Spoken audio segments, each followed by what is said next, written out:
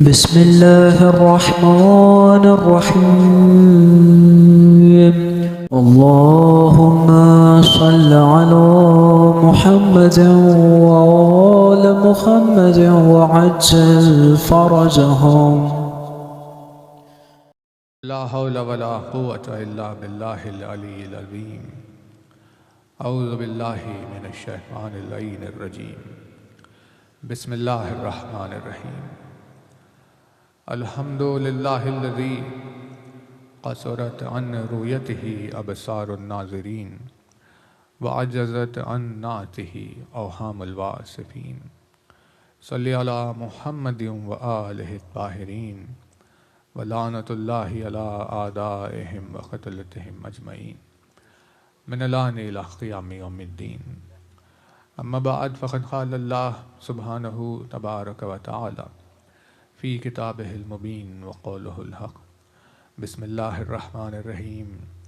الحمد لله رب العالمين. صلوات پڑھ دیں.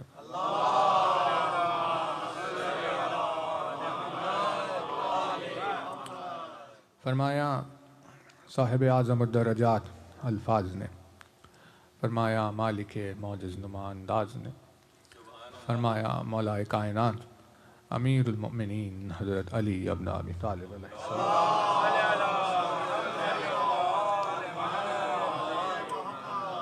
مولا کائنات کے جس مبارک و مقدس فرمان سے خدمت میں آپ کی مجالس کا آغاز ہے، یہ وہ بے مثل و بے نظیر خطبے کے درمیان کا جملہ ہے کہ جسے کسی بارگاہ میں جب ہم پہلی مرتبہ حاضر ہوتے ہیں یا مومنین سے پہلی ملاقات ہوتی ہے تو اسی فرمان سے گفتگو کا آغاز کرتے ہیں، جس میں مولا نے ارشاد فرمایا اول الدین معرفتہ.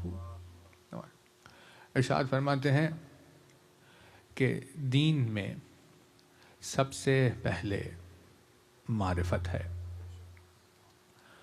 مولا نے ارشاد فرمایا کہ دین شروع ہی معرفت کے ساتھ ہوتا ہے. آغاز دین کسی بشر کے لیے، کسی انسان کے لیے اس کے دیندار ہونے کا، اس کے دین کا پہلا روز یا پہلا لمحہ وہ ہے جب اسے دولت معرفت حاصل ہو جائے. معرفت کو دین میں، عبادت میں وہ مقام حاصل ہے جیسے روح کو بدن میں مقام حاصل ہے. جیسے روح کے بغیر بدن کی کوئی قیمت نہیں ہے، ویسے ہی معرفت کے بغیر عبادت کی بھی کوئی قیمت نہیں ہے. یعنی کہ مولانا ارشاد فرمایا کہ نہ صرف قیمت نہیں ہوتی بلکہ جیسے روح کے بنا بدن ایک زحمت بن جاتا ہے، ویسے ہی معرفت کے بغیر عبادت بھی ایک زحمت میں شمار ہو جاتی ہے.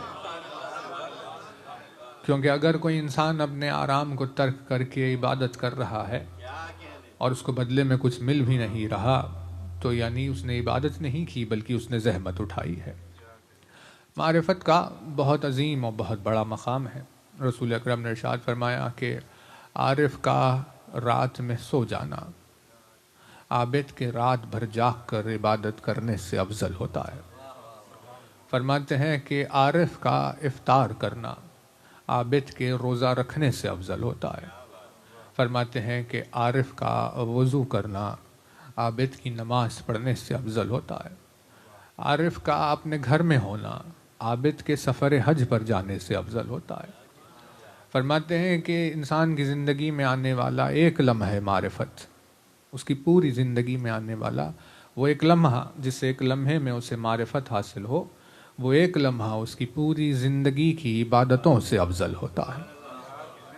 جس کی ہمیں کربلا کے میدان میں یوں مثال ملی کہ ساری زندگی کی عبادت کے اوپر غور و فکر اور معرفت کا وہ ایک لمحہ حر کی زندگی میں ایسا آیا جس ایک لمحے نے اس کی ساری زندگی کی عبادتوں سے فوقیت حاصل کر لی. اور جب رسول اکرم نے ارشاد فرمایا کہ میدان جنگ میں علی کی ایک ضربت ثقلین کی عبادتوں سے افضل ہے، تو یہ کسی رشتہ داری میں یا اپنے بھائی کی محبت میں، جانشین کی محبت میں ایسے الفاظ نہیں فرمائے، بلکہ یہ وہ حق ہے کہ جس حقیقت کا کوئی انکار نہیں کر سکتا، کیونکہ وہ ایک ضربت کے پیچھے چھپی ہوئی جو معرفت علی ہے، اس عرفان کا کوئی مقابلہ نہیں کیا جا سکتا۔ اس سبب سے بہت بڑا عرفان کو مقام حاصل ہے۔ خدمت میں اپنے بھائیوں کی تھوڑی سی کوشش کریں گے کہ قبلہ موجود ہے، روٹ ہے عین رے فے، جی روٹ عین رے فے، اور اس سے الفاظ بنتے ہیں۔ اس سے لفظ بنا عرفہ، اس سے لفظ بنا عارف، اس سے لفظ بنا معروف، اس سے لفظ بنا عرفان، اس سے لفظ بنا معارف، اس سے لفظ بنا تعریف، اس سے لفظ بنا تعارف، اسی سے لفظ بنا معرفت، جس کے معنی کسی چیز کو پہچاننے کے ہے، جس کے معنی کسی چیز کو سمجھنے کے ہے۔ یعنی جب آپ کسی چیز پر غور کر کے اسے سمجھنے لگ جائیں تو اس سمجھداری سے معرفت کا آغاز ہوا۔ اب جتنا زیادہ کوئی کسی چیز کو سمجھے گا وہ اس کا اتنا زیادہ عارف ہوگا۔ اسی وجہ سے دنیا میں بھی کوئی چیز آپ کو ایسی نہیں ملے گی کہ جو معرفت کے بغیر آپ کو فائدہ پہنچائے۔ اس مائک کی مثال لے لیجئے، اس لائٹ کی مثال لے لیجئے، کسی فین کی مثال لے لیجئے۔ اگر انسان کو یہ معلوم ہی نہیں کہ یہ کیا ہے اور وہ اسے خرید کر اپنے گھر میں لے کر آ جائے اور وہ اس کے گھر میں 10 سال رکھا ہوا رہے، تو بتائیے کہ اس سے اسے کیا فائدہ پہنچے گا؟ لوگ یہ کہیں گے کہ بھائی اس کو خریدنے سے پہلے معلوم تو کر لیتے کہ یہ ہے کیا چیز، اس سے فائدہ کیا ہوتا ہے۔ تو جب دنیا کی کوئی چھوٹی سی چیز معرفت کے بغیر فائدہ نہیں پہنچاتی تو کیسے ممکن ہے کہ پورا دین انسان کو معرفت کے بغیر فائدہ پہنچا دے؟ اسی لیے مولا نے ارشاد فرمایا اول الدین معرفتہ، دین میں سب سے پہلے اس کی معرفت ہے۔ لفظ بنا عارف، عارف کہتے ہیں اسے جس نے کسی چیز کو پہچانا ہو، اور معروف کہتے ہیں اسے جس کو پہچانا گیا ہو۔ معرفت پہچاننے کے پروسیس کو کہتے ہیں، عارف پہچاننے والے کو کہتے ہیں، معروف اسے کہتے ہیں جسے پہچانا گیا ہو۔ اسی لیے مولا نے پروردگار عالم کی تعریف میں ارشاد فرمایا کہ اس کی ذات ہے معروف بالدلالات، وہ دلائل کے ذریعے سے پہچانا جاتا ہے۔ توجہ ہے نا؟ یعنی مولا نے ارشاد فرمایا خداوند عالم کسی سے آ کر ملاقات نہیں کرے گا کہ مجھے دیکھو میں اللہ ہوں، تو پھر جب ملے گا نہیں، ہمارے سامنے نہیں آئے گا، اسے ہم نے دیکھا نہیں، سنا نہیں، سونگھا نہیں، چکھا نہیں، محسوس نہیں کیا، پانچوں حواس جس سے کسی چیز کو درک کیا جاتا ہے وہ کسی میں نہیں آیا، تو پھر آخر ہمیں کیسے پتا چلے کہ وہ ہے یا نہیں ہے؟ تو مولا نے ارشاد فرمایا وہ بذات خود کسی کو سامنے آ کر تعارف نہیں کراتا، مگر وہ اپنے ہونے کی ایک دلیل پیش کرتا ہے، اس دلیل کے ذریعے سے وہ پہچانا جاتا ہے۔ ہو رہی نا بات واضح؟ یعنی ایک سائل نے جب پوچھا مولا سے کہ یا علی میں کیسے مان لوں کہ اللہ ہے، تو اب 1400 برس پہلے کی عقل، اور وہ بھی کسی عرب کا بدو، کوئی گاؤں میں رہنے والا، بالکل اتنی سی ادنا سی اس کی عقل، اس ادنا سی عقل میں اس نے عقل کل سے سوال کر لیا کہ یہ بتائیے کہ میں اسے کیسے پہچانوں جسے میں نے دیکھا ہی نہیں۔ تو مولا نے اس سے پلٹ کر یہ پوچھا یہ بتا کیا تو نے کبھی ریگستان میں اونٹ کے پیروں کے نشان دیکھے ہیں؟ یعنی انداز دیکھیے، کہاں مضمون توحید اور کہاں زبان علی، لیکن باعتبار عقل سائل کس طرح بندہ نوازی کا مظاہرہ کیا گیا ہے، کس طرح ذرا نوازی کا مظاہرہ کیا، اس کی عقل کے اعتبار سے اسے جواب دیا، جس چیز سے وہ آشنا تھا ویسا ہی جواب دیا۔ اور مولا نے اس سے پوچھا یہ بتا کیا تو نے کبھی ریگستان میں اونٹ کے پیروں کے نشان دیکھے؟ اس نے کہا ہاں دیکھے ہیں علی۔ تو مولا نے پوچھا یہ بتا ان نشانوں کو دیکھ کر تو کس نتیجے پر پہنچا؟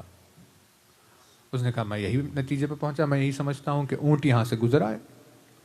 تو علی نے کہا جب تو نے اونٹ کو دیکھا نہیں تو تو نے اونٹ کے ہونے کا یقین کیسے کر لیا؟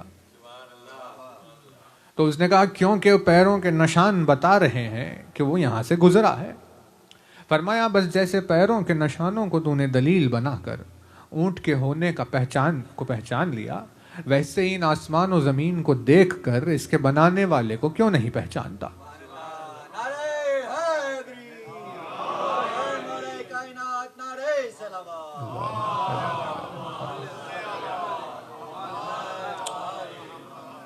توجہ ہے؟ اسے ہی زمین آسمان کو دیکھ کر تو کیوں اس کو نہیں پہچانتا؟ یعنی وہ پہچانا جاتا ہے دلائل کے ذریعے سے۔ اب جس کی جیسی عقل ہوتی ہے وہ ویسی دلیل چن لیتا ہے۔ دلیلیں جو الگ الگ ہوتی ہے لوگوں کے لیے وہ ان کی عقلوں کی وجہ سے ہوتی ہے۔ جس کی عقل کا جو لیول ہوگا وہ ویسی ہی دلیل سے خدا کو پہچانے گا۔ کسی نے درختوں سے پہچانا کہ بھئی کوئی درخت کا پیدا کرنے والا ہے، کسی نے پہاڑوں سے پہچانا، کسی نے زمین سے پہچانا، کسی نے چاند سورج ستاروں سے پہچانا۔ یہ اپنی ظرف اپنا ظرف تھا، اپنی ان کی عقل تھی، انہوں نے اپنی ایک دلیل چن لی کہ بھئی یہ ہے اسی لیے کوئی اس کا بنانے والا موجود ہے۔ اللہ تک پہنچنے کے لیے لوگوں نے اپنے دلائل بنائے، جیسے اس نے اونٹ کے پیروں کے نشان سے اونٹ کو پہچانا، جیسے اس بڑھیا نے چرخے کے چلانے سے پروردگار عالم کو پہچان لیا، اور اس نے چرخے کے چلنے کو توحید کے اوپر دلیل بنا لی کہ بھئی جب کوئی چیز بغیر چلانے والے کے جب چرخہ نہیں چل سکتا تو یہ ساری کائنات کسی چلانے والے کے بغیر کیسے چلے گی؟ لیکن سب کی اپنی دلیل ہوتی ہے، جس کی جیسی عقل ہوتی ہے وہ ویسی ہی دلیل کی بات کرتا ہے۔ عقلیں بلند ہوتے ہوتے جب ایسے معیار پر پہنچی کہ جو عقل سلمان ہو گئی، تو جب سلمان سے سوال کیا سلمان یہ بتاؤ کہ تمہارے پاس اللہ کے ہونے کی کیا دلیل ہے، تو سلمان نے یہ درخت اور چاند سورج ستاروں کا تذکرہ نہیں کیا، بلکہ سلمان نے اپنی عقل کا مظاہرہ کرتے ہوئے کہا میرے پاس اللہ کے ہونے کی دلیل یہ ہے کہ میں نے علی کو سجدہ کرتے ہوئے دیکھا ہے۔ حالانکہ یہ مضمون نہیں ہے خدمت میں آپ کی جو کرنے کا ارادہ ہے، ہم کوشش کر رہے ہیں اس لفظ کو ڈیفائن کرنے کی جہاں مولا نے کہا معروف۔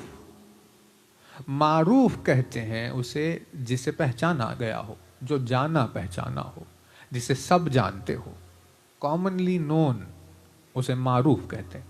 اسی وجہ سے رخے میں اگر آپ نے کوئی نام لکھا کسی کا اور ان کے پورے نام سے لوگ واقف نہیں ہیں تو بریکٹ میں لکھا جاتا ہے المعروف، یعنی وہ پہچانے جاتے ہیں اس نام سے، ان کا پورا نام یہ ہے المعروف، یہ تاکہ آپ پہچان لیں۔ تو وہ جو جسے سب جانتے ہوں، جس سے کوئی نا آشنا نہ ہو، اسے معروف کہتے ہیں۔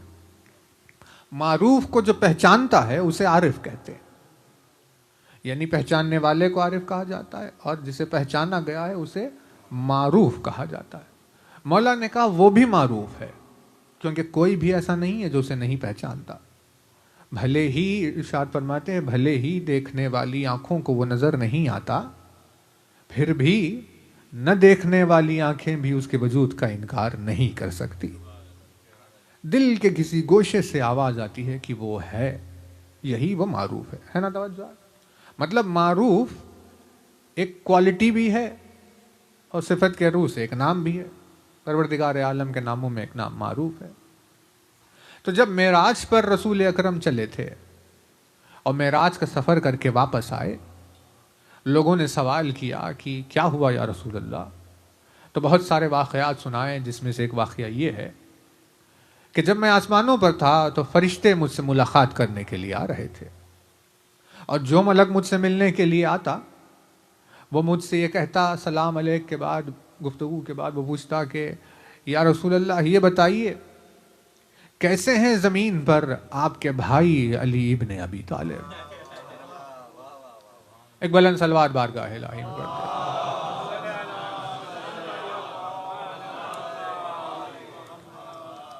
کہا کہ جو ملک آتا وہ مجھ سے سوال کرتا کہ بتائیے آپ کے بھائی کیسے ہیں، ہمیں ان کے بارے میں کچھ بتائیے کہ وہ کیا کر رہے ہیں، وہ کیسے ہیں، ان کے حالات کیسے ہیں، ساری چیزیں جیسے ہم کسی کے تعلق سے جیسے ہم پوچھتے ہیں ویسے ہی فرشتے رسول خدا سے مولا کے بارے میں پوچھ رہے تھے. اس ملک نے پوچھا, اس ملک نے پوچھا, اس ملک نے پوچھا, تمام ملائکہ نے پوچھا.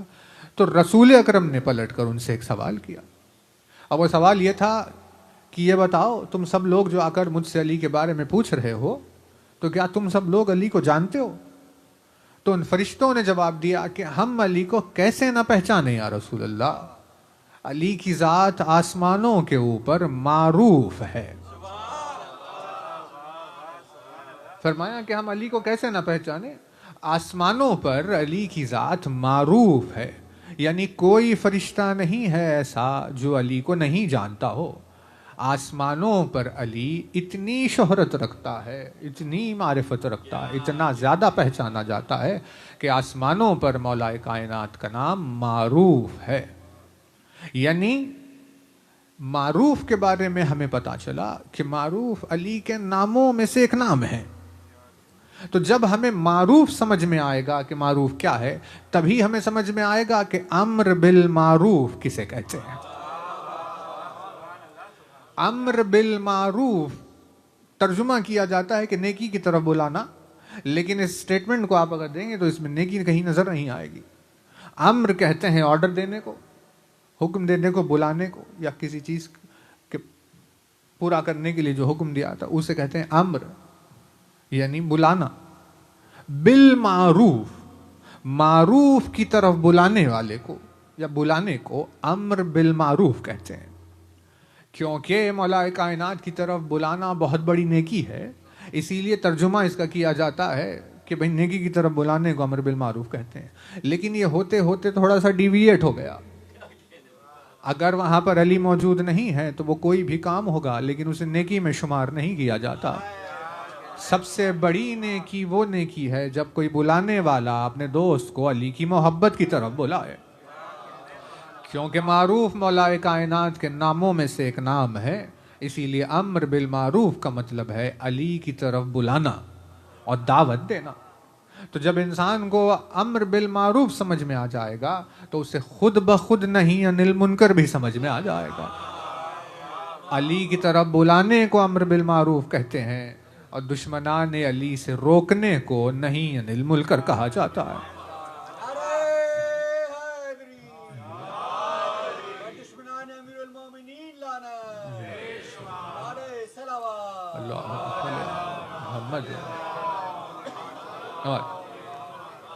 یعنی علی کی طرف بلانے کو امر بالمعروف کہا جاتا ہے. آپ پر بھی واجب ہے, ہم پر بھی واجب ہے, اس کے بغیر دین کامل نہیں ہوگا. یعنی آپ پر بھی لازم ہے کہ اگر کوئی مومن بھائی نظر آئے تو اس کے دل میں علی کی محبت میں اور اضافہ پیدا کرے, اور نہیں عن المنکر بھی واجب ہے کہ دشمنان علی سے روکے. یہ دونوں اعمال کے نام ہیں, لیکن ان کے پیچھے جو جذبہ کام کرتا ہے, امر بالمعروف کے پیچھے جو جذبہ ہے اسے تولا کہا جاتا ہے, اور نہیں عن المنکر کے پیچھے جو جذبہ ہے اسے تبرہ کہا جاتا ہے. یعنی پیچھے جذبات آپ کو ڈرائیو کرتے ہیں ان اعمال کی طرف کہ بھئی تمہیں یہ انجام دینا ہے. یہ ہے لفظ معروف یا بحث عرفہ کی, عرفان کی. توجہ رہے. تو اب اسی سے لفظ بن گیا معرفت. اول الدین معرفت. معرفت اسلام کا ایک سب سے زیادہ پریسٹیجیس اور کمپلیکس سبجیکٹ ہے. جیسے سبجیکٹس ہوتے ہیں نا, جیوگرافی ایک ہے, اکانومی ایک ہے, فزکس ایک ہے, کیمسٹری ایک ہے, ویسے ہی دین میں بھی سبجیکٹس ہوتے ہیں. دین میں تاریخ ایک سبجیکٹ ہے, فلسفہ, منطق ہے, احکام ہے, فقہ ہے, مناظرہ ہے. ویسے ہی معرفت ایک سبجیکٹ کا نام ہے, ایک سبجیکٹ کا نام. کوئی ایک چھوٹا سا چیپٹر نہیں ہے, معرفت پورا سبجیکٹ ہے جس میں بے شمار چیپٹر, اس کی حد نہیں ہے کوئی. کبھی معرفت حاصل کرو گا کس چیز کی؟ معرفت اللہ کی, معرفت اس کے دین کی, معرفت رسول کی, معرفت کتاب کی, معرفت امام کی, معرفت نفس کی, معرفت روح کی, معرفت عقل کی, معرفت قرآن کی, معرفت سوروں کی, معرفت آیات کی, معرفت حدیث کی, معرفت الفاظ کی, معرفت اسماء کی, معرفت عادات کی, معرفت حروف کی. یعنی آپ جہاں نکل جائیں معرفت اتنا وسیع سبجیکٹ ہے جس میں ایک ایک چیپٹر کی کوئی انتہا نہیں ہے. اس کی خاصیت یہ ہے کہ معرفت میں صرف سٹارٹنگ لائن ہوتی ہے کہ بھئی تمہیں شروع یہاں سے کرنا ہے، لیکن اس کی کوئی ختم ہونے والی لائن نہیں ہوتی. جہاں تمہاری عقل تھک جائے گی وہ تمہاری منزل منتہا ہے. لیکن ایسا نہیں ہے کہ کسی آیت پر یا کسی حدیث پر تم کہہ دو کہ یہ حدیث کی وسعت اب ختم ہو گئی، اس آیت کی وسعت اب ختم ہو گئی. کیا آپ کی سمجھ میں آنے کی حد پہنچ گئی، وہاں تک وہ بات ختم ہوئی، لیکن ابھی اس میں وسعت اور زیادہ ہے. جب کوئی اور صاحب عقل آئے گا تو وہ اور تھوڑا سا آگے بڑھ جائے گا. تو یہ ساری چیزیں ہیں. مولانا ارشاد فرمایا دین میں سب سے پہلے تو معرفت ہے، لیکن اب معرفت حاصل کرنے کے لیے کوئی نکلے تو کہاں جائے، کس چیز کی طرف زور دے، توجہ دے. تو بہت ساری ہے ساری چیزیں، لیکن ایک حدیث نے معرفت کے رخ کو ایسی جگہ موڑ دیا کہ جس کے ترک کر دینے کو کفر اور شرک اور گمراہی، منافقت سب شمار کیا گیا. جس میں ارشاد فرماتے ہیں رسول اکرم کی، من ماتا ولم یعرف امام زمانہ فقد ماتا میتتن جاہلیہ. بہت توجہ ہے، عجیب ہے حدیث. ارشاد فرماتے ہیں من ماتا، جس شخص کو موت آ جائے، کس حال میں؟ اس صورتحال میں لم یعرف امام زمانہ، کہ وہ اپنے زمانے کے امام کی معرفت نہ رکھتا ہو. اگر ایسی کنڈیشن میں اسے موت آ جائے تو اس نے وہ موت پائی جو جاہلیت کے زمانے میں پائی جاتی تھی. ہے نا بچہ؟ جاہلیت کا زمانہ یعنی جو رسول اکرم کے آنے سے پہلے کا پیریڈ تھا، اسے جاہلیت کہا جاتا، جب بت پرستی چلتی تھی، کفر تھا، شرک تھا، منافقت تھی، دین کا کوئی نام و نشان نہیں تھا. رسول اکرم آئے، دین کی تعلیمات شروع کی، نماز، روزہ، حج، زکوٰۃ، خمس، جہاد، ساری چیزیں چلی، خیرات، صدقات، قرآن، آیات، حدیث، یہ ساری چیزیں انسان نے پڑھی، سیکھی، ساری چیزیں ہوئی، دین سمجھ میں آنے لگا، نمازیں پڑھنے لگا، روزے رکھنے لگا، حج کیا اس نے، زکوٰۃ دی، سب کچھ کیا اس نے. ساری چیزیں کرنے کے بعد اپنے زمانے کے امام کو پہچانے بغیر مر گیا. جبکہ نماز پڑھی تھی، روزہ رکھا تھا، حج کیا تھا، زکوٰۃ دی تھی، خمس دیا تھا، سارے اعمال کیے تھے، قرآن مجید کی تلاوت کرتا تھا، یہ ساری چیزوں سے گزر رہا تھا. لیکن اگر اپنے زمانے کے امام کو پہچانے بغیر مر جائے تو پھر ویسے ہی مرے گا جیسے جاہلیت میں مرتے تھے. یعنی عبادت ہمیں اسی وقت، عبادت ہمارے لیے عبادت ہوگی جب وہ اپنے زمانے کے امام کی معرفت کے ساتھ کی جائے. جیسے لشکر یزید میں بہت سارے لوگوں کو اپنی عبادات پر ناز تھا، لیکن کسی کی عبادت کو پروردگار عالم نے تسلیم نہیں کیا سوائے اس ایک کے جس نے موت کے وقت اپنے امام کو پہچان لیا تھا. ہے نا توجہ؟ تو فرماتے ہیں کہ جنہیں موت آئے. اب اگر حدیث پر اتر جائے، قبلہ آپ کے سامنے جسارت ہو رہی ہے، لیکن الفاظ کو دیکھیے کیسے. ارشاد فرماتے ہیں من، شروع ہوا من. یہ من وہ لفظ ہے جو سب کے لیے استعمال ہی نہیں ہوتا، بلکہ حدیث میں داخل ہونے کے لیے ہمیں محنت کرنی پڑے گی، کیونکہ من مخصوص ہے صاحبان عقل سے. توجہ ہے نا؟ من کا ترجمہ ہے جو، یعنی جو بھی. ماں کا ترجمہ بھی ہے جو بھی. سبح للہ، یسبح للہ ما فی السماوات من فی السماوات، قرآن مجید نے بیان کیا. بھئی تو اس کی تسبیح پڑھتے ہیں کہ کون؟ ما فی السماوات و ما فی الارض، جو آسمانوں میں اور جو زمین میں. من فی السماوات و من فی الارض، جو بھی آسمانوں میں اور جو بھی زمین میں. ابھی جب دونوں کا ترجمہ جو تھا تو ایک بار ماں استعمال، ایک بار من کیوں استعمال کیا؟ ہے توجہ؟ کا ماں اسی لیے ہے کیونکہ ماں میں سب شامل ہے. ماں مطلب سب، آپ بھی، ہم بھی، جانور بھی، چرند بھی، پرند بھی، درخت بھی، پتے بھی، پھول بھی، دریا، پہاڑ، کہکشاں، چاند، سورج، ستارے، زندہ، مردہ، کنکر، پتھر، جمادات، نباتات، سب شامل ہیں۔ جب ماں کہہ دیا سب اس کی تسبیح کر رہے ہیں۔ ہمیں سمجھ میں نہیں آ رہا کہ بھائی پتھر کیسے تسبیح کر رہا ہے، کوئی پتا کیسے تسبیح کر رہا ہے، لیکن تسبیح چل رہی ہے۔ لیکن جب اس نے کہا من میں اب یہ سب نہیں، من میں وہ جنہیں ہم نے عقل عطا کی ہے۔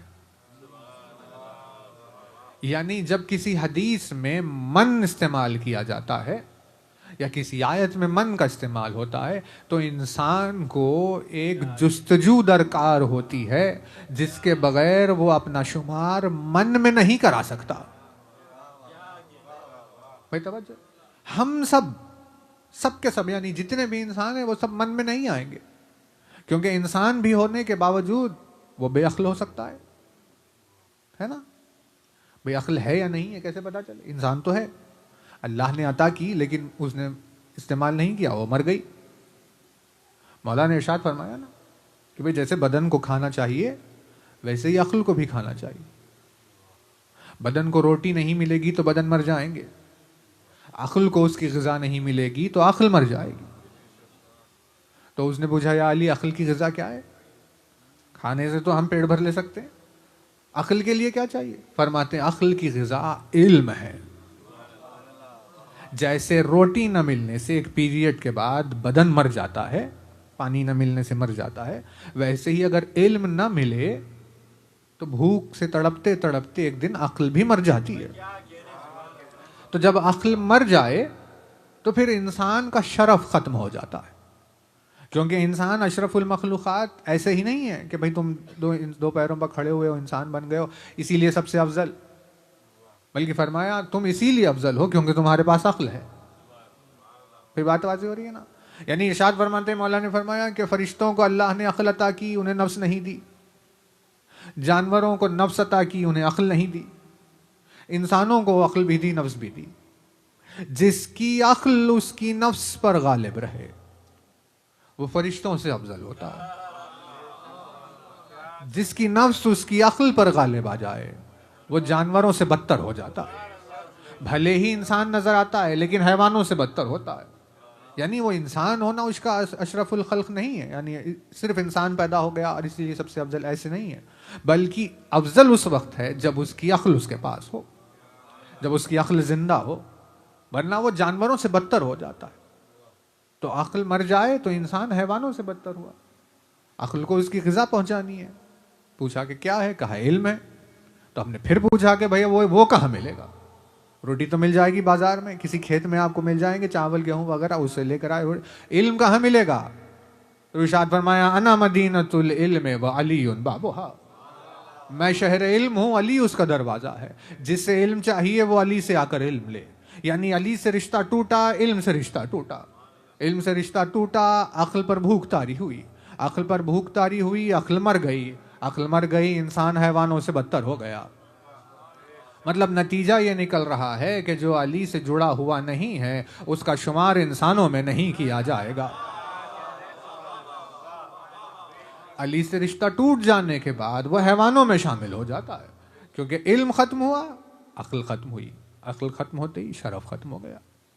یہ عقل تو اس میں آپ کو اسٹرگل کرنا پڑتا ہے کہ بھئی میں بھی رہوں اس من میں، کہیں ایسا نہ ہو کہ من بیان ہو جائے کہیں اور میں باہر چل گیا، نکل گیا میں باہر، ہے نا؟ تو دربار میں جب بحث چل رہی تھی مامون کے عقل کیا ہے، لیکن بڑا ٹاپک ہے، اب ہمارے پاس 2 ہی دن ہے محض، تو جو بھی آپ کی خدمت میں ہو سکا عرض کر رہے ہیں کہ سوال ہوا، بحث چل رہی دربار میں عقل کیا ہے، مامون کے دربار میں بحث ہو رہی، عقل کسے کہتے ہیں؟ یہ ایک بول رہا ہے، وہ ایک بول رہا ہے، وہ ایک بول رہا ہے، وہ ایک بول رہا ہے، یعنی ایسی محفل تھی عقل پر گفتگو کی کہ جس محفل پر خود عقل ہنس رہی تھی کہ بھئی عقل کا فیصلہ کرنے کے لیے وہ بیٹھ گئے ہیں جن کا عقل سے کوئی تعلق نہیں۔ تو بہرحال نتیجہ یہ نکلا، توجہ رہے، نتیجہ یہ نکلا کہ ہم جس سے یہ روز مرہ کے کام کرتے ہیں آفس گئے، گھر آ گئے، راستے معلوم کر لیے، کسی چیز کو بنایا، لائٹ کھولی، فین کھولا، بند کیا، یہ کام کاج، بلڈنگیں بن رہی ہے، دنیا میں پلینز بن گئے، سب کچھ جو ہو رہا ہے، تو طے ہوا کہ یہ عقل سے ہوتا ہے، یہ کام جو ہو رہے ہیں یہ سب جس سے کیے جا رہے ہیں اس صلاحیت کو عقل کہتے ہیں. تو یہ طے ہو گیا. لیکن اب وہ دباب میں کسی کو اطمینان نہیں تھا، تو نے کہا کہ نہیں، ایسے سمجھ میں نہیں آ رہا، ہم ایک کام کرتے ہیں، یہ سوال ہم فرزند رسول سے کرتے ہیں. تو امام غریب کو دربار میں طلب کیا گیا، بعنوان عقل امام کو بلایا گیا. اب یعنی محفل کا رنگ اب تبدیل ہوا. اب تک جو عقل ہنس رہی تھی ان پر، اب عقل کو اپنے آپ پر ناز ہونے لگا. اب عقل کو محسوس ہوا کہ ہاں میری عزت، میری آبرو اب محفوظ ہے، کیونکہ اب عقل کی حفاظت کے لیے، اس کی آبرو کی خاطر دربار میں عقل کل کی آمد ہو رہی ہے، اور سوائے اس کے کوئی بتا بھی نہیں سکتا تھا. تو مولا نے آ کر دیکھا کہ کیا مسئلہ ہے، تو کہا کہ مولا عقل پر بحث چل رہی ہے. کہا پھر کیا نکلا نتیجہ؟ کہا کہ یہی جس سے ہم روزمرہ کام کرتے ہیں یہی عقل ہے. تو مولا نے سوال کیا، ابھی جواب نہیں دیا، توجہ رہے. مولا نے پوچھا یہ سارے کام جو تم بتا رہے ہو یہ تمہارے ساتھ جانور بھی کر لیتے ہیں، جانور کرتے ہیں نا اپنا کام. کیا بلی کو یہ نہیں معلوم کہ اس کو اپنی رزق کہاں سے لانی ہے، کیسے لانی ہے؟ راستے معلوم کرتی ہے، جاتی ہے، ڈھونڈتی ہے، ادھر ادھر پھرتی ہے. اگر اس کے بچے ہیں کہیں تو جہاں سے بچوں کو چھوڑا ہے وہ ساری گلیاں طے کرتے ہوئے پورا لیفٹ رائٹ اس سے پتہ ہے کہاں نہ ہے، پھر واپس آتی ہے، بچوں کو بھی کھلاتی ہے، وہ پلاتی ہے. پرندے اپنے گھونسلے بنا لیتے ہیں، کیا کیا زندگی میں ان پر آپ پتھر پھینکیے، اسے پتہ ہے اپنی جان بچانی ہے، ساری زندگی کا سینس ہے انہیں. تو مولا نے کہا یہ سارے کام جب تمہارے ساتھ جانور بھی کر رہے ہیں تو یہ بتاؤ کہ تم عقل والے کیسے ہو گئے اور وہ بے عقل کیسے ہوئے؟ تو وہ پریشان ہو گئے. انہوں نے کہا پھر مولا کیا ایسا نہیں ہے؟ تو اب ایسا جواب دیا، 1400 سال ہوئے قیامت تک یہ جواب صاحبان عقل کی بھی، عزاداروں کی بھی، فرش عزا کی بھی آبرو اپنے ساتھ لیے ہوئے. ایسا جواب دیا. فرماتے ہیں کہ نہیں یہ عقل نہیں ہے. اب یہ موضوع شاید اگر اس پر کوئی بات گنجائش دے وقت تو بیچ میں آئیں گے، لیکن مولا نے کہا یہ عقل نہیں ہے. تو انہوں نے پوچھا کہ عقل کیا ہے؟ فرماتے ہیں کہ عقل کہتے ہیں اس صلاحیت کو کہ جب تمہارے سامنے دو نیکیاں آ جائے، دو نیکیاں، تو ان میں سے جو بہتر کو پہچان لے،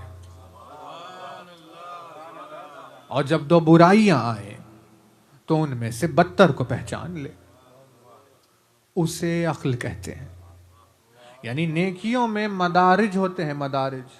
نیکیاں ایک جیسی نہیں ہوتی ساری، بلکہ نیکیوں میں لیولز ہوتے ہیں الگ الگ، ہے نا. جس کی مثال ہم نے یعنی مجالس میں ایسی دی ہے کہ بچوں کی پرورش کرنا بہت بڑی نیکی ہے، لیکن ماں باپ کی خدمت کے آگے چھوٹی ہے. اپنے بیٹے کو محبت سے نوالا کھلانا بہت بڑی نیکی ہے، مگر نوالا اپنے باپ کو، اپنی ماں کو محبت سے کھلانا وہ اس سے بڑی نیکی ہے. نیکیوں میں مدارج ہوتے ہیں. مولا نے فرمایا عقل مند وہ ہے جو 4 نیکیاں جب اس کے سامنے آتی ہے تو پہچان لیتا ہے کہ اس میں سب سے افضل کون ہے. اسی وجہ سے وہ افضل ترین نیکی کو انجام دیتا ہے، اسی لیے عمل بھی کم کرتا ہے اور جزا بھی زیادہ لے کر جاتا ہے. عارف کہتے ہی اسے ہیں کہ جس نے زحمت بھی کم اٹھائی اور فائدہ بھی زیادہ لیا. دنیا میں آپ جس دور میں دیکھیے، اب ایک بحث چلتی تھی ہارڈ ورک پر، بچپن میں ہم سنتے تھے، اب وہ چینج ہو گیا اسمارٹ ورک پر. کبھی دیکھیے کام ایسے مت کیجیے کہ کوئی مصیبت اپنے سر مول لی، بلکہ کام آہستہ کیجیے، ہلکا سا ایسا کوئی کام جس میں آپ کو جزا زیادہ مل جائے. اسی کو عرفان کہتے ہیں، معرفت اسے کہتے ہیں کہ اس نے کیا بھی کم اور جزا بھی زیادہ لے لی. تو مولا نے کہا نیکیوں میں جو پہچان لے کے افضل ترین کون ہے اور برائیوں میں پہچان لے کے بدتر کون ہے، اس صلاحیت کو عقل کہتے ہیں. اب ایسا معرکۃ العارہ جواب دے دیا، کیونکہ انسان کو اکثر یہ شوق ہوتا ہے کہ وہ نیکیوں کو آپس میں تولنے لگتا ہے کہ بھئی کون سی نیکی، کیسی نیکی، کیا نیکی، فلاں نیکی. اب سوال اٹھانے والے دنیا میں تو سوال اٹھاتے ہیں کہ بھئی آپ بتائیے کہ اگر مصلی بچھائے تو وہ افضل ہوا یا فرش عزا بچھائے تو وہ افضل ہوا. لیکن صاحب عقل کو پتا ہے کہ دونوں نیکیوں میں سے افضل نیکی کون سی ہے. بات واضح ہو رہی ہے. دیکھیں کوئی کنفیوژن اگر ہو تو ہم یہیں رہیں گے، لیکن انسان نے پہچانا نہیں دین کو، اسی لیے مولا نے کہا کہ اول الدین معرفت ہو. ہم نے لفظ وجب کو افضل سمجھا تو یہ ہماری غلطی ہوئی. ہم نے جس چیز کو واجب سنا، حالانکہ وجب کا ڈیفینیشن بہت الگ ہے، یہ نہیں ہے جو ہم سمجھتے ہیں، لیکن جسے ہم نے واجب سنا ہم نے کہا کہ بھئی یہی افضل ہے کیونکہ یہ واجب ہے. تو واجب چیز کا واجب ہونا طے ہے، لیکن وہ افضل ہے یا نہیں یہ فیصلہ ہم نہیں کر سکتے. بہت ساری چیزیں ایسی ہیں جو واجب نہیں ہیں مگر وہ افضل ہے، واجب سے افضل ہے سنت ہوتے ہوئے. بہت ساری چیزیں ایسی حالانکہ وہ واجب نہیں. ہم سمجھتے ہیں کہ جو واجب ہے وہی افضل ہے. آپ یہ بتائیے سلام کرنا واجب ہے یا سنت ہے؟ سلام کرنا سنت ہے. جواب دینا کیا ہے؟ جواب واجب ہے. لیکن جس نے جواب دیا اسے ایک نیکی ملی، جس نے سلام کیا اسے 99 نیکیاں ملی. مطلب یہ ہوا کہ سنت پر عمل کر کے وہ تھوڑا سا آگے بھی نہیں، 99 ٹائمز آگے نکل گیا. اب واجب والا ایک ہی تھا. تو اس سے بات تو سمجھ میں آئی کہ ہر واجب ضروری نہیں ہے کہ سنت سے افضل ہو جائے. حج واجب ہے، حج واجب ہے نا. زندگی میں ساری زندگی میں استطاعت رکھنے والوں کو ایک مرتبہ واجب ہے، تو حج تو واجب ہے. لیکن زیارت حسین کے لیے رسول اکرم نے ارشاد فرمایا کہ من اتی قبر الحسین عارفا بحقہ کمن کان حجا مئۃ حجۃ مع رسول اللہ. ایک مرتبہ جو حسین کی زیارت کے لیے اس کی معرفت کے ساتھ آئے، ایسا ہے کہ جیسے اس نے رسول اکرم کے ساتھ 100 حج انجام دیے ہو.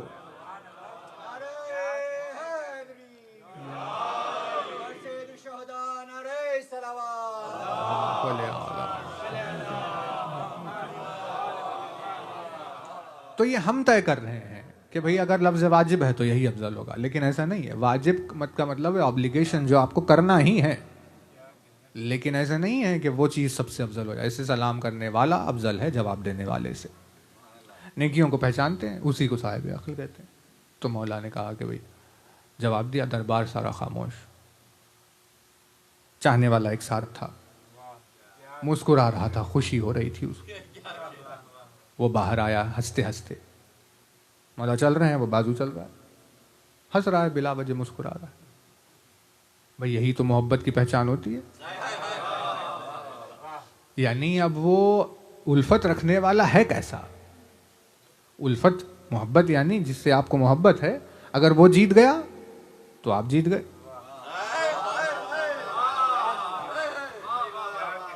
انسان خوش اسی وقت ہوتا ہے جب الفت درمیان میں آ جائے. یعنی اب اس دنیا میں آج کل ہم نے ایسا مزاج دیکھا کہ جہاں پر محبت کی بات تو ہو رہی ہے، لیکن جب ان کی فتح کا تذکرہ کیا جاتا ہے تو خوشی نہیں ہوتی. لیکن اس نے بتایا کہ بھئی اگر حقیقتاً محبت ہے تو خوشی تو ہوگی. تو وہ خوش ہو رہا تھا کہ میرا مولا جیت گیا دربار میں.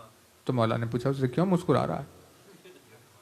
اس نے کہا مولا میرے لیے تو مسرت کا مقام ہے، میرے دل کو خوشی ہو رہی ہے، سرور مل رہا ہے. کہا کیوں؟ کہ دربار میں آپ کی فتح دیکھ لی میں نے، تو آپ جب جیت گئے تو مجھے خوشی ہو رہی. کیا جواب دیا آپ نے؟ سب لاجواب ہو گئے. عقل کو میں نے ایسے مانا عقل کے کبھی سنے نہیں تھے. کیا جواب دیا؟ ایک مرتبہ رک گئے، اس کی طرف دیکھا اور دیکھ کر کہا یہ بتا کیا تو یہ سمجھ رہا ہے کہ جو عقل کا جواب ہم نے دربار میں دیا تیرے لیے بھی وہی ہے؟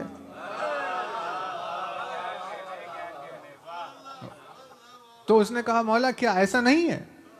تو کہا کہ نہیں، جو ہم نے جواب دیا دربار میں وہ دربار والوں کے لیے تھا، لیکن تیرے لیے عقل کے معنی کچھ اور ہے. تو اس نے پوچھا مولا میرے لیے بتائیے کہ عقل کسے کہتے ہیں؟ تو مولا نے کہا عقل کہتے ہیں اس صلاحیت کو جس کے ذریعے سے کوئی اپنے ہادی کو پہچان لے. نواز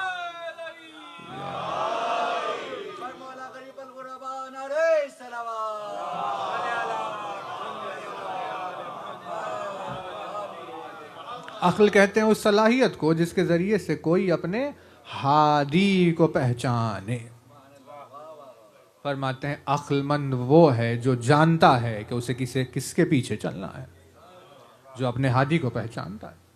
یعنی انسان کی زندگی گزر جائے 20 سال 30 سال 40 سال 50 سال 100 سال 200 سال کی سوانح حیات، اگر اس نے یہ نہیں پہچانا کہ اسے کس کے پیچھے چلنا ہے تو اس کا مطلب یہ ہے کہ وہ عقل مند نہیں ہے.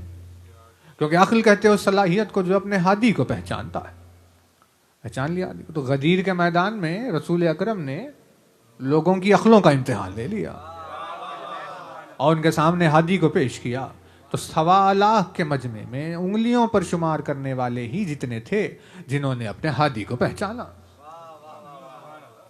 مطلب رسول کے ساتھ حج تو کر لیا لیکن عقل والوں میں شمار نہیں ہوا. بھائی دیکھیے عقل کتنی بڑی نعمت ہے. رسول اکرم کے ساتھ حج پر چلے گئے لیکن من میں داخل نہیں ہوئے.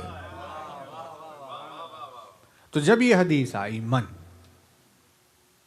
تو آغاز کیا من، لیکن ایک عجیب سا لفظ اس کے پہلو میں رکھا ہوا، وہ ہے ماتا. من ماتا، وہ صاحب عقل جسے موت آئے یا جو مر جائے. یہ کوئی اتفاق نہیں ہے، سینٹنس فریمنگ کی مجبوری نہیں ہے کہ رسول نے من کے ساتھ ماتا رکھ دیا، بلکہ من اور ماتا کا آپس میں ایک دوسرے کے ساتھ بہت گہرا رشتہ ہے. اس رشتے کی گہرائی کی وجہ سے من اور ماتا ساتھ ہے.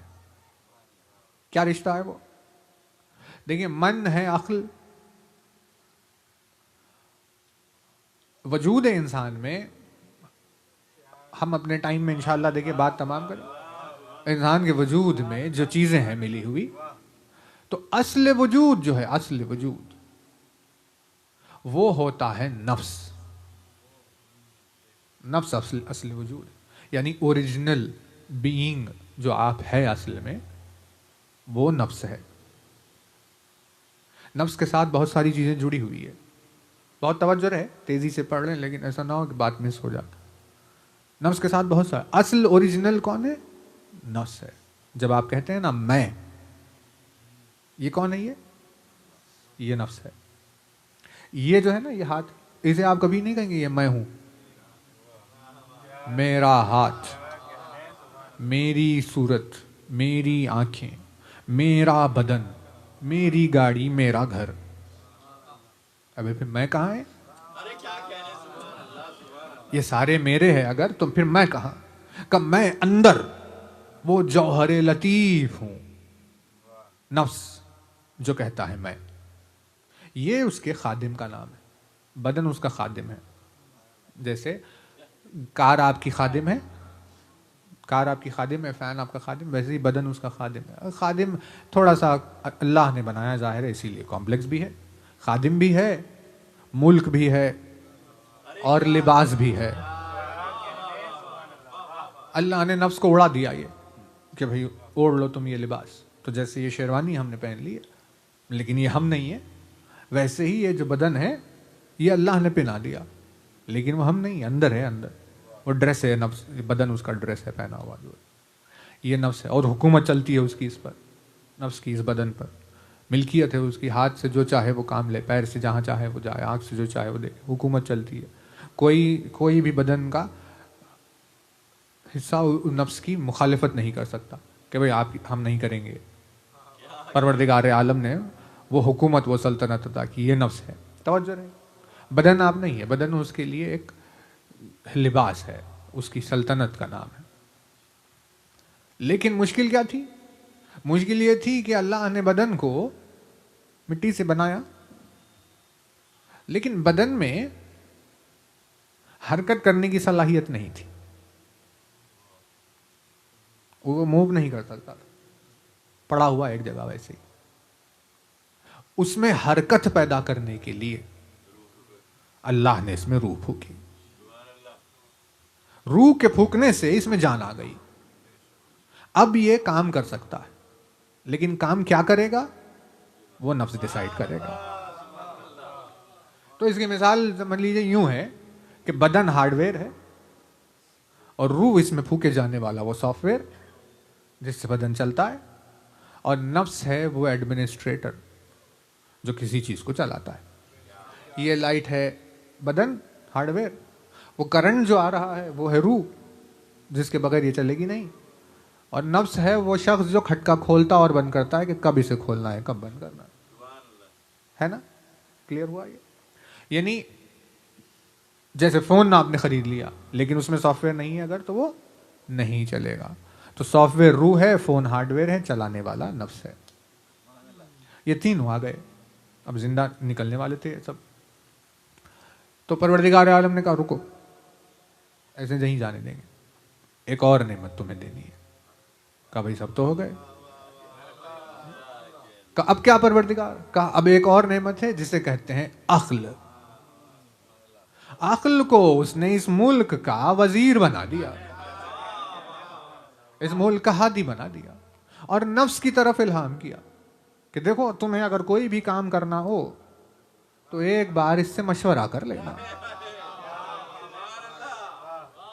اگر تمہیں کوئی کام کرنا ہو تو ایک بار اس سے مشورہ کر لے. اگر یہ راضی ہو جائے تو وہ کام کرنا, اس میں تمہیں سزا نہیں ملے گی.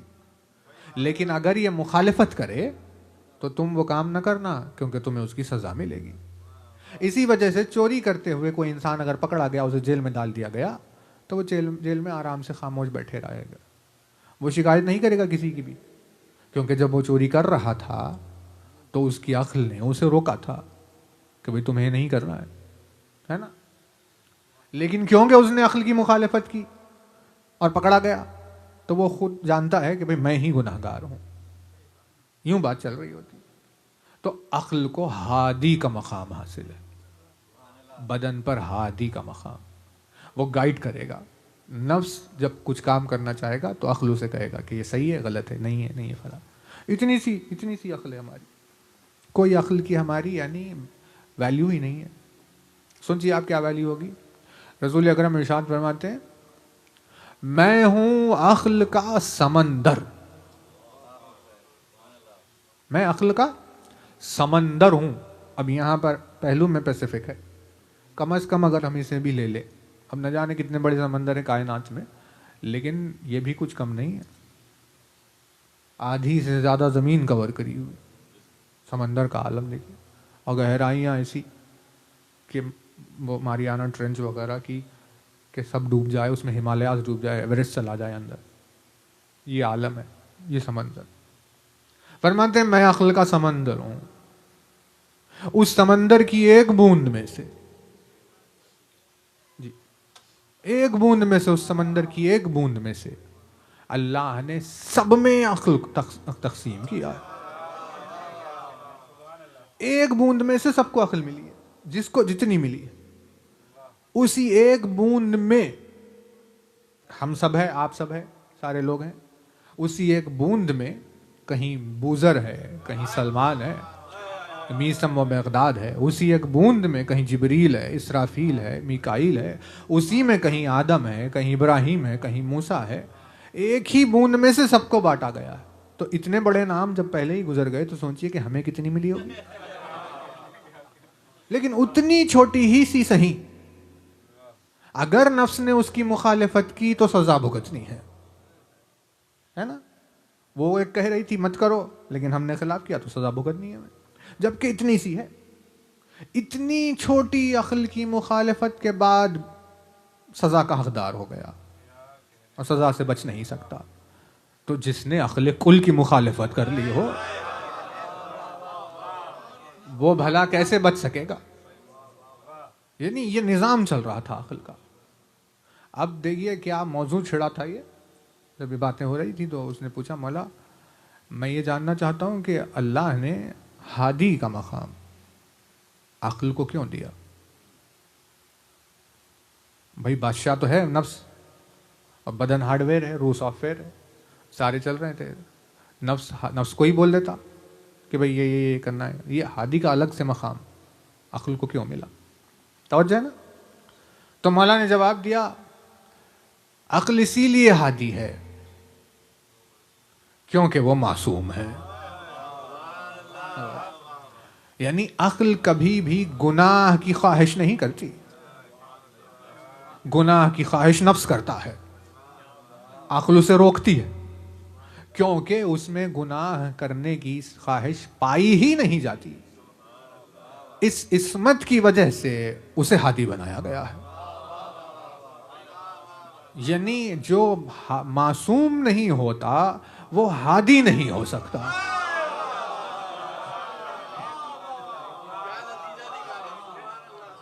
عصمت کے بغیر ہدایت اسے نصیب نہیں ہوتی.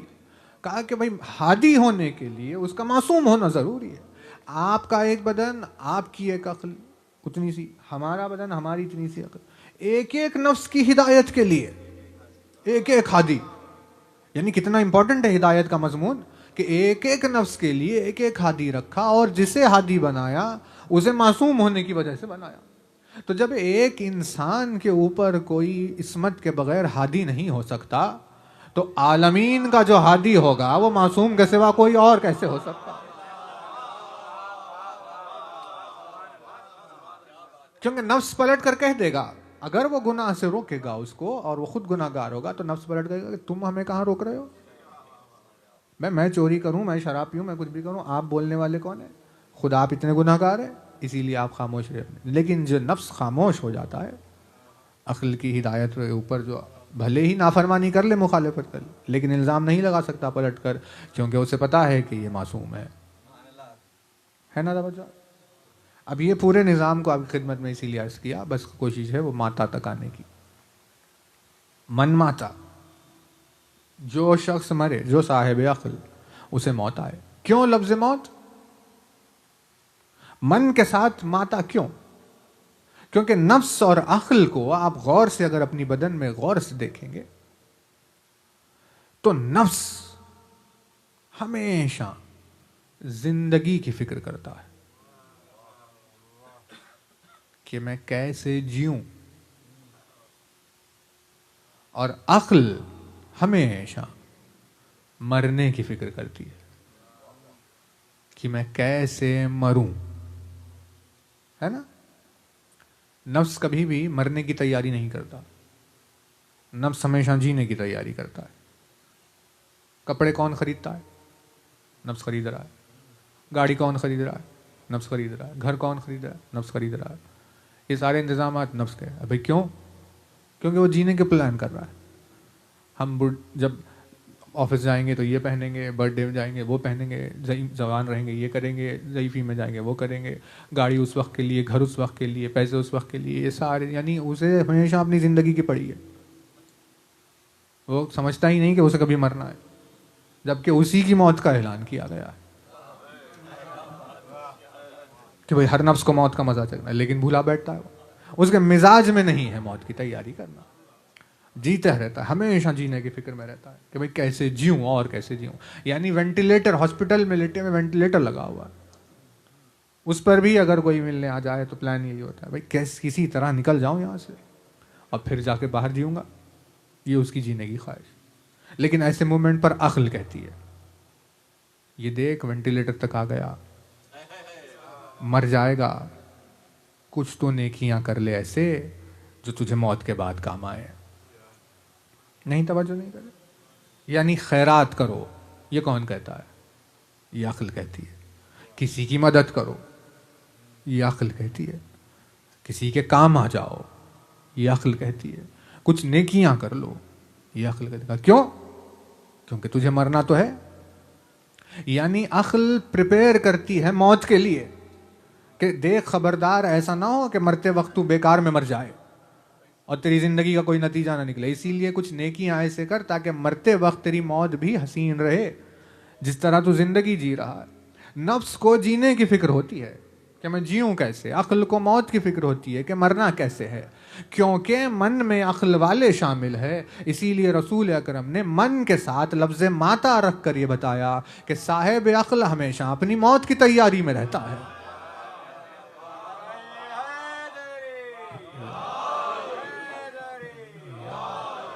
وہ جیسے تیسے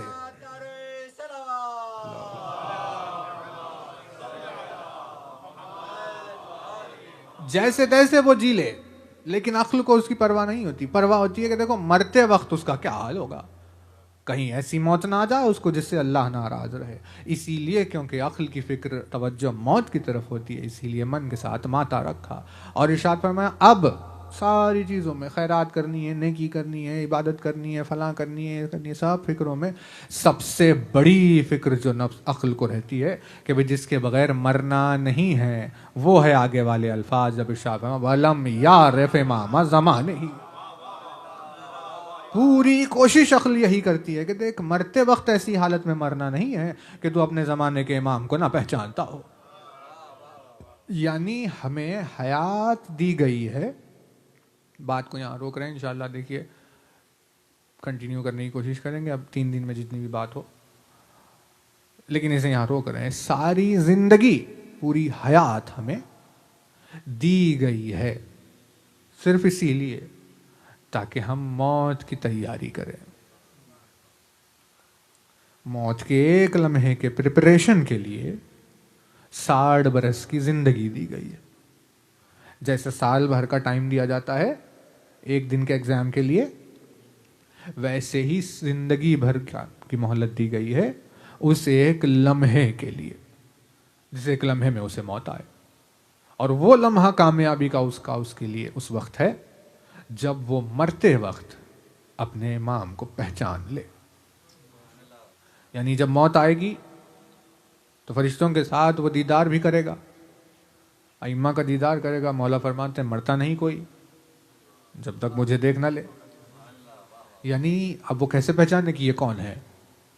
اسی لیے زندگی ساری وہ علی کے ذکر میں صرف کرتا ہے، فضائل سنتا ہے، اس کی شخصیت کے بارے میں معلوم کرتا ہے، اس کا عارف ہو کر مرتا ہے تاکہ جب موت کے وقت چہرہ سامنے آ جائے تو ایک لمحے میں پہچان لے کہ یہی تو وہ ہے جس کی محبت میں زندگی گزار رہا تھا.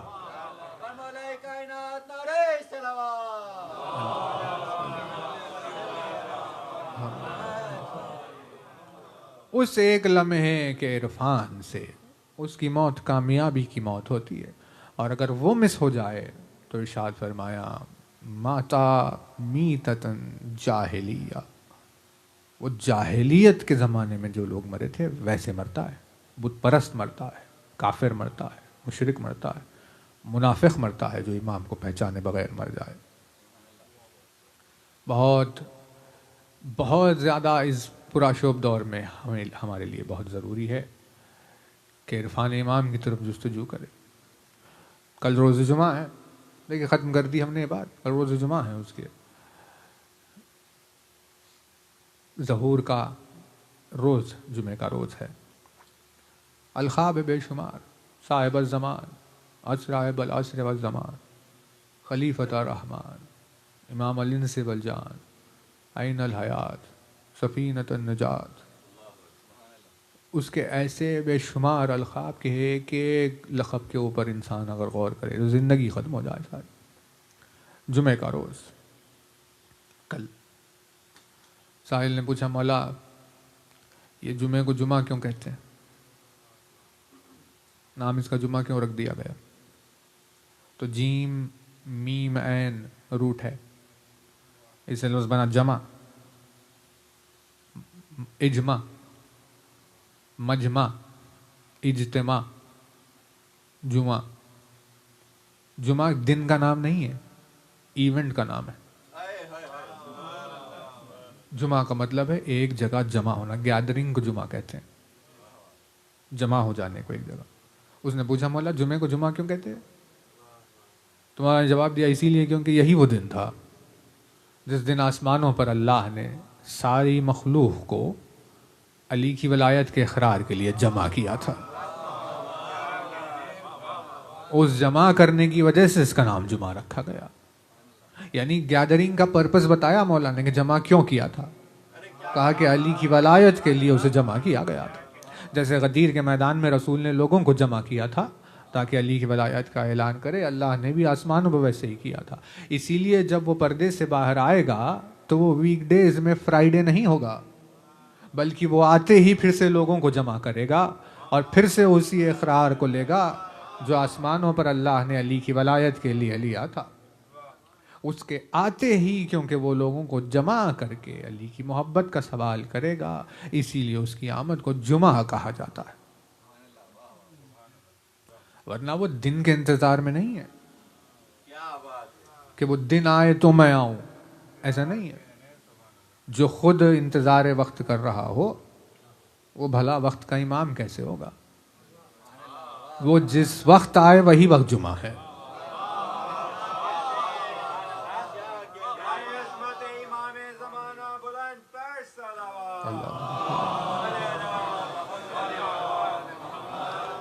ہماری طرح نہیں ہے کہ ہم انتظار کر رہے ہیں کہ جمعہ آئے تو ہم عبادت کریں گے، بلکہ وہ جب آئے گا تو ایام بدلیں گے، اس کی آمد کی گھڑی ہی جمعہ ہوگی. ہم پابند وقت ہے، وہ پابند وقت نہیں. ہم زمانے کے محکوم ہیں، وہ زمانے کا محکوم نہیں. زمانہ اس کا امام نہیں، وہ زمانے کا امام ہے. تو انشاءاللہ کل بھی اور پرسوں بھی خدمت میں آپ کے اس عنوان کو تھوڑا سا اور آگے بڑھانے کی کوشش کریں گے. لیکن یہ جو شب ہے، یہ جو تاریخ، یہ اس قدر مصائب سے بھری ہوئی یہ شب ہے کہ آپ اور ہم اس کی سرپرستی میں زندگی گزار رہے ہیں. اس وجہ سے ہمیں کبھی یتیمی کا احساس نہیں ہوتا. لیکن حجت خدا وہ مظلوم ہے جو اس شب میں یتیمی کا سامنا کر رہا ہے. امام حسن عسکری کی شہادت کی شب صرف ایک غم نہیں ہے یہ، بلکہ یہ ایام عزا کے اختتام ہونے سے عزاداروں کے دل ٹوٹے ہوئے، اور یتیمی صاحب العصر کے دن جس کی وجہ سے عزادار رو رہے ہیں. اور یہی وہ دن ہیں کہ جن دنوں میں سیدہ اپنا شکستہ پہلو لیے ہوئے، جو پہلی ربیع الاول کی تاریخ وہ تاریخ ہے کہ جب پہلو سیدہ پر جلتا ہوا دروازہ گرا تھا. یہ سارے مصائب مل کر ایک ساتھ آ گئے. عزا خانہ جب علم اٹھ جائے، جب تعزیہ اٹھ جائے، تو جیسے عزا خانے کو ہم دیکھیں تو ایک مایوسی سی چھائی جاتی ہے. تو یہ جو عزاداروں کے قلب ہے کہ اب یہ 2 دن جو رہ گئے ہیں اور ایام عزا ختم ہو جائیں گے، اب نہ جانے پھر آنے والے برس حیات ساتھ دے یا نہ دے. ایسے لمحوں کو غنیمت شمار کرتے ہوئے انیس نے لکھا کہ مصروف غم رہو کہ یہ صحبت ہے مغتنم، مجمع یہ دوستوں کا یہ رقت ہے مغتنم، سر پر اجل کھڑی ہے یہ فرصت ہے مغتنم، ہاتھ آئے گی نہ پھر کہ یہ دولت ہے مغتنم، گر مر گئے تو ماتم شاہ امم کہاں، یہ مجلسیں تو حشر تلک ہے ہم کہاں. اس وجہ سے آپ گریے کے لیے آمادہ ہو جائیں تو خدمت میں آپ کی روایت کے چند الفاظ رکھ کر مجلس تمام کریں گے. یہ تصور میں رہے کہ ہم جس کے سائے میں جی رہے ہیں اس کے سر سے باپ کا سایہ اٹھ رہا ہے، جس کا وجود ہمارے لیے آسمان و زمین میں امان کا سبب ہے، آج کی شب وہ یتیمی کا سامنا کر رہا ہے. کیا غربت ہے ائمہ کی، 28 برس سن ہے اس کا جو اس دنیا سے گزر رہا ہے، اور 5 برس سن ہے اس کا جو اس کے اوپر رو رہا ہے. امام عسکری کی نماز جنازہ کا منظر ہی عجب ہے. 28 برس کا سن اس کا ہے جس کی نماز پڑھائی جا رہی ہے، اور 5 برس کا سن اس کا ہے جو نماز پڑھا رہا ہے. پہلی ربیع الاول کو امام عسکری کو زہر دیا گیا اور شہادت 8 ربیع الاول، یعنی 7 روز مسلسل وہ زہر کے اثر سے تڑپتا رہا۔ جس کی زندگی قید و بند میں گزر رہی ہو، نظر بند کر کے رکھا گیا تھا امام کو، یعنی مدینہ کہاں اور سامرا کہاں، ایسے عالم میں نظر بند کر کے ظالموں نے ہر ممکن کوشش کی کہ دیکھو انہیں اولاد نہ ہونے پائے۔ پروردگار عالم نے مزاج موسیٰ کو دوبارہ جلایا کہ جب ایسے ہی پورا شوب ماحول میں صاحب الزمان اس دنیا میں آئے۔ اب 5 برس تک کسی کو، ظالموں کو یہ خبر نہیں تھی کہ امام کے گھر میں ان کا وارث ہے، ان کا بیٹا ہے، سوائے چند چاہنے والوں کے کوئی جانتا نہیں تھا کہ آگے سلسلہ امامت آگے کیسے بڑھ رہا ہے۔ اب 5 برس کا سن تھا جب معتمد کے حکم سے امام کے کھانے میں زہر ملایا گیا۔ پہلی ربیع الاول کو امام نے وہ نوش فرمایا اور 7 روز تڑپتے رہے۔ لیکن صاحب الزمان پہ غربت کا عالم یہ تھا کہ کیونکہ گھر کے اطراف میں حکومت کے ظالمین ٹھہرے ہوئے تھے، انہیں حکم تھا کہ دیکھو اگر کسی کے رونے کی آواز آئے امام کے علاوہ تو اجازت کے بغیر گھر میں داخل ہو جانا۔ صاحب الزمان پر غربت یہ طاری تھی کہ امام کو اپنے بابا کو تڑپتے ہوئے دیکھ رہے تھے، لیکن آواز بلند کر کے رو نہیں سکتے تھے۔ دل میں گھٹ گھٹ کر 5 برس کے سن میں یہ غریب رو رہا تھا۔ کہیں ظالم گھر میں داخل نہ ہو جائے۔ اللہ رے، یعنی امام کا وجود، عصمت سرا کی حفاظت ایسے ہی ہوتی ہے، لیکن کربلا کے میدان میں غریب اپنے مقدر پر رو رہا تھا، جس کی آنکھوں کے سامنے رسول کے حرم کو آگ لگائی گئی اور شہزادیاں بے مخنہ و چادر، سید سجاد کی نگاہیں یہ منظر دیکھ رہی تھی اور ثانیہ زہرا کے سر سے ردا چھین لی گئی۔ لیکن صاحب الزمان اپنے دل میں گھٹتے ہوئے، آواز بلند نہیں ہو رہی تھی۔ امام تڑپ رہے تھے خاک پر، فرش کو ہٹا دیا تھا، خاک پر لوٹ رہے تھے اور لوٹتے لوٹتے سلام عرض کرتے تھے کہ میرا سلام اس مظلوم کے اوپر، کیونکہ امام جب خاک پر لوٹ رہے تھے تو وہ خاک ٹھنڈی تھی، لیکن سلام عرض کر رہے تھے اس کی بارگاہ میں جس کا جگر جلتی ہوئی زمین پر لوٹ رہا تھا۔ حسین سراپا زخموں سے چور جب زمین کربلا پر آئے تو وہ زمین جس پر دانہ گرتا تو بھن جاتا تھا، وہ جلتی ہوئی زمین حسین کے زخموں کا مرہم بنی۔ ایک عجیب جملہ روایت نے لکھا کہ روز محشر تک امام زمانہ کا دل اس وجہ سے تڑپتا رہے گا، کبھی وہ آنسو نہیں تھمیں گے۔ زہر کے اثر سے امام عسکری کا جگر کٹ رہا تھا، بہت سارا درد ہو رہا تھا، تکلیف ہو رہی تھی۔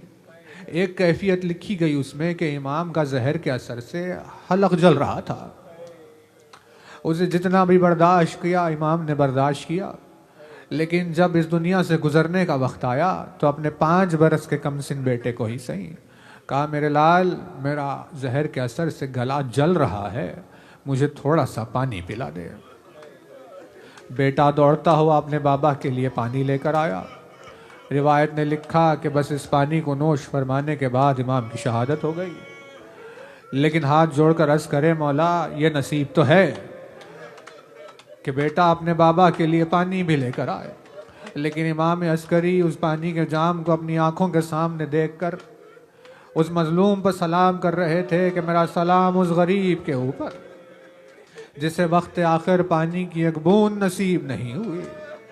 ارے زبان پر کانٹے پڑے ہوئے، ہونٹ پھٹ چکے، ایسے صورتحال میں حسین کی شہادت ہوئی۔ اور غربت کا عالم تو یہ ہے کہ اپنے 6 مہینے کے بچے کو لے کر کربلا کے میدان میں آئے، سے شعبہ تیر علی اصغر کے گلے پر چلا، باپ کی نگاہوں کے سامنے بیٹا پیاس کے سوال کے بدلے میں تیر سے شعبہ آ کر گلے پر لگ گیا۔ امام کی آنکھوں کے سامنے امام کا دم نکل گیا۔ بیٹا اس منظر کو دیکھ رہا تھا، بابا اس دنیا سے رخصت ہوئے۔ امام عسکری کی نماز جنازہ کی تیاری ہوئی، ساری چیزیں صفے باندھی گئی، سب چیزیں ہوئی، اور جب آ کر چچا کھڑے ہوئے رشتے میں جو تھے نماز پڑھانے کے لیے، اس وقت دنیا نے پہلی مرتبہ دیکھا کہ 5 برس کی کم سنی میں امام سامنے آئے، اور مولا نے کہا کہ معصوم کی نماز جنازہ معصوم ہی پڑھاتا ہے۔ یہ کہہ کر امام نے نماز کا آغاز کیا۔ اتنا پورا شوب ماحول، تلواریں اطراف میں کھچی ہوئی، ہتھیار اطراف میں کھچے ہوئے، فوج اطراف میں جمی ہوئی، 5 برس کی کم سنی میں، لیکن نماز پڑھانے کا موقع تو مل گیا۔ اللہ نے 11ویں محرم کو سجاد کی نگاہ لاش حسین پر پڑی، زنجیروں اور طوق سلاسل میں گرفتار ہو کر جا رہے تھے۔ کہا پروردگارا مجھ جیسا بد نصیب بیٹا کونین میں نہیں ہوگا کہ جس کی آنکھوں کے سامنے باپ کا لاشا پڑا ہوا۔ امام زمان نے امام کی نماز پڑھائی۔ نماز جنازہ کے تمام ہوتے ہی ظالموں نے چاہا کہ ایک دم آگے بڑھیں اور امام کو قید کر لیں اور سلسلہ امامت کو ختم کر دیں، امام پر ظلم کریں، امام کو قتل کریں، سارے منصوبے بنا رہے تھے۔ لیکن زائرین جب زیارت کے لیے جاتے ہیں، وہ سرداب کو زیارت کر کے آتے، دیکھتے ہیں کہ جب امام وہاں داخل ہوئے تو غیبت کا آغاز ہو گیا۔ ظالم ڈھونڈتے رہ گئے لیکن انہیں نظر نہیں آیا کہ آخر نماز پڑھانے کے بعد امام وقت گئے کہاں پر۔ یہاں نماز غیبت کا آغاز ہوا، 5 برس کی کم سنی تھی، یعنی یوں لگ رہا ہے مانو کہ توحید بے چین ہو رہی ہو کہ یہ میری معصوم حجت ہے اور 5 برس کی کم سنی ہے اور باپ کا سایہ سر سے اڑ گیا۔ مانو پروردگار عالم جیسے اپنی آغوش غیبت میں اپنی حجت کو لے رہا ہو کہ بھئی یتیم ہے، کہیں ایسا نہ ہو کہ ظلم و ستم کا سلسلہ شروع ہو جائے۔ اور امام نے پردہ غیبت میں جا کر پروردگار عالم کی اس آغوش غیبت کا آغاز ہو گیا، اور یوں امام غیبت میں چلے گئے۔ 5 برس کی کم سنی میں یتیمی سامنے آئے تو ایسے ہی ہوتا ہے۔ اے کاش پروردگارا ایسے ہی کسی پردے کا اہتمام شام غریبہ میں بھی ہو جاتا تو حسین کی 3 برس کی معصوم بچی جب سکینہ یتیمی کا سامنا کر رہی تھی، ایسے عالم میں زبان پر بابا کا نام آیا۔ ارے یتیمی میں دلاسا دینا تو بہت دور کی بات، ہر تماچے پر، ہر نام پر، رخساروں پر تماچا لگ جاتا جب بھی زبان سے حسین کا نام لیا جاتا، سکینہ کے رخسار پر تماچا لگتا۔ ارے یتیمی کی کیفیت میں 3 برس کی بیٹی اپنے باپ کو تلاش کر رہی تھی، بابا مجھے اپنے سینے پر سلانے والا کہاں چلا گیا؟ ذرا میرے کانوں کی طرف دیکھنا، میرے رخساروں کی طرف دیکھنا۔ یوں سکینہ کی یتیمی کا آغاز ہو رہا تھا۔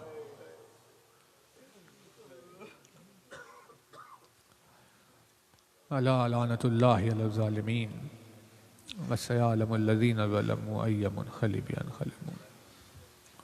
ماتم حسین۔